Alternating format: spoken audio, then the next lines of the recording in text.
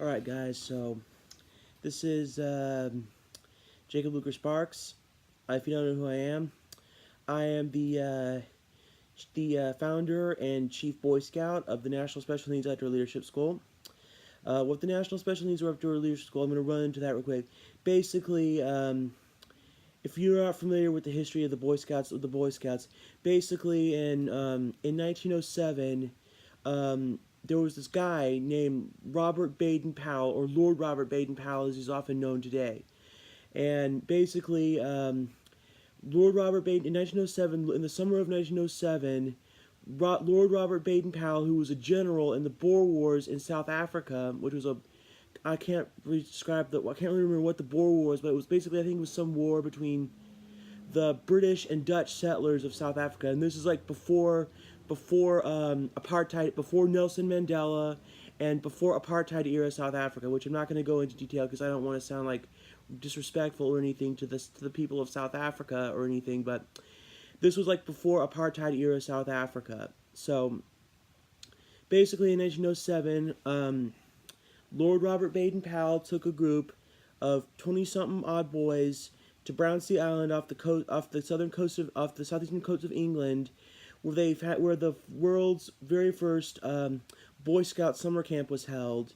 And during the 7 days and 6 nights that these scouts were at their camp in 1907 that Lord Baden-Powell did, they cooked on an open campfire, they pitched their tents, they sang scout songs, and they performed skits, and they did all the stuff that Boy Scouts do today. Well, just within the past, I think it was like October of last year, I think it was, I took Lord Robert Baden-Powell's legacy and took it a step further after, because basically it was through Lord Baden-Powell's books called Scouting for Boys, that the World Organization of the Scout movement really got started. And so, it was basically through Scouting for Boys, which was written by Lord Baden-Powell, that really got the World Organization of the Scout movement going. And now, with the National Special Needs Outdoor Leadership School, basically, I've taken the World Organization of the Scout movement, which was Lord Baden-Powell's organization, and I've taken it a step further to be an all-inclusive program for adults with special needs, ages 18 and over, for adults with special needs, for adults with, adults with intellectual and developmental delays, ages 18 and older, or I should say adults with special needs, because to be more correct. And I teach them like outdoor skills. We go backpacking, we go rock climbing, we do 30-06 rifle shooting. We have what are called living history camps. One of the living history camps we actually do is called the U.S. Cavalry History Camp, where members actually dress up in like the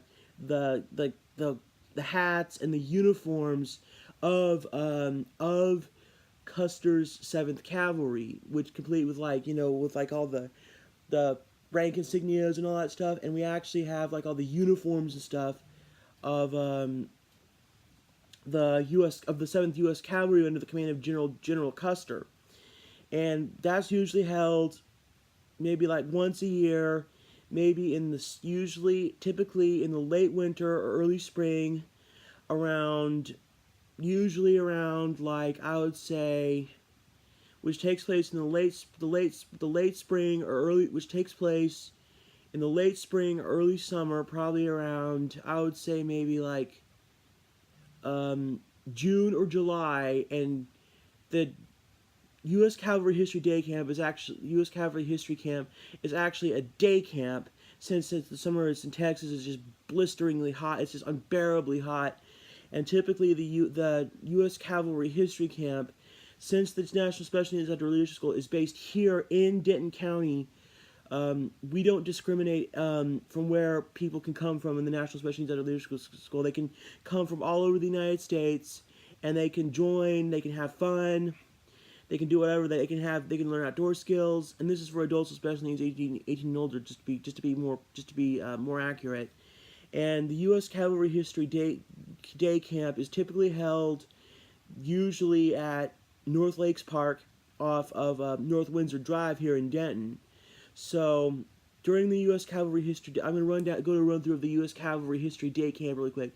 So what we do, we have like tomahawk throwing. We do tomahawk throwing. We do we do tomahawk we do tomahawk throwing. We do 30-06 rifle shooting. We do home. We do all kinds of this really cool stuff that's based on the U.S. Cavalry, the U.S. Cavalry at the U.S. the special at our national U.S. Cavalry history, our U.S. Cavalry day camp.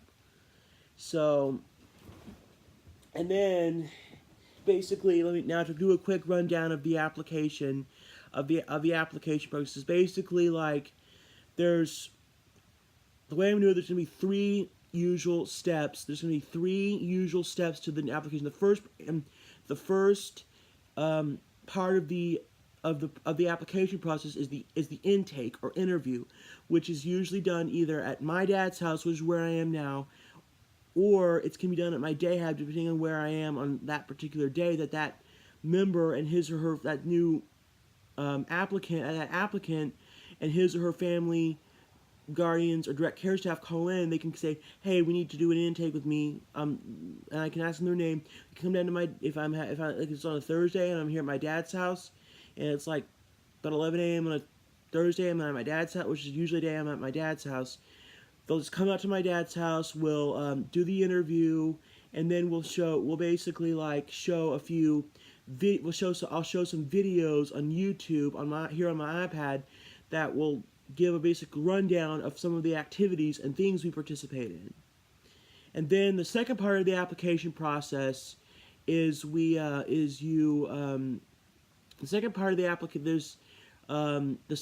application process is what's called the hang around period, which is kind of like where a member comes and where a member, like if we're having a camp out weekend, that applicant and his or her family, guardian, or direct care staff, families, guardians, or direct care staff will come out to the state to where we're camping, depending on where we are. If it's close to Denton, they'll come out to that state park.